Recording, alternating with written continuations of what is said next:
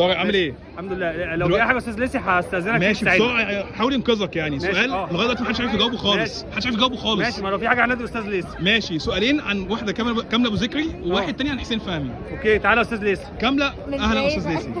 التحدي يا جماعه. ايوه حسن، والراجل ده زي الفل الفل. التحدي يا جماعه. والمسابقه بتاعتنا ما بتتكسرش. اقول التحدي محدش عارف يجاوبه خالص إن شاء الله لغايه النهارده. من اول الاوبننج لغايه دلوقتي محدش عارف يجاوبه. توكل على الله. استاذه كامله ابو ذكري. استاذتنا تمام. حسن طلعت في فيلم ايه؟ طلعت في فيلم ايه؟ اه اكيد فيلم ليها. لا اكيد فيلم الزميل ليها. انتوا اخطر اجابتين شفتهم دلوقتي خالص بس مش عارفين. طيب احنا جاوبنا يا ريس. ماشي اوكي. ادينا اختيارات. انا السؤال متابع التاني. اعمالها كمخرجه اكتر. بالظبط. ماشي. اجابه نموذجيه. السؤال الثاني، حسين فهمي استاذنا طلع ضابط مخدرات في فيلم ايه؟ اكيد فيلم ليها. اكيد فيلم الاستاذ حسين فهمي اكيد يعني. جات لك ايه اسئله تاني ما حدش عارف يجاوبها؟ لا مش انا جامدين بس. انتوا اشطر اتنين هات بجد. بس اقول اشطر اتنين. اللي بعده. ها اشطر اتنين والله العظيم بجد. شكرا جدا. والله بجد. يا اقول لها سؤال كمان. سؤال كمان؟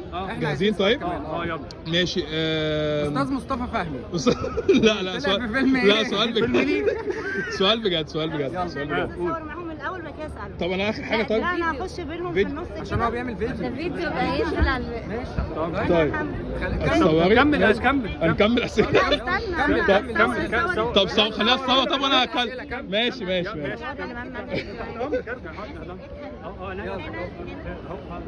طيب كريم عبد العزيز. يا حبيبي ده استاذنا ده. كريم عبد العزيز يا حبيبي طلع طفل في فيلم ايه؟ ها المشبوه. ايه ده جامد اهو. ما انت جامد. انت جامد. انا هنهرج. انت جامد. عندك اي اسئله ثانيه؟ لا تمام جدا يا طارق. انت عرفت الاجابه طبعا يا ليسي؟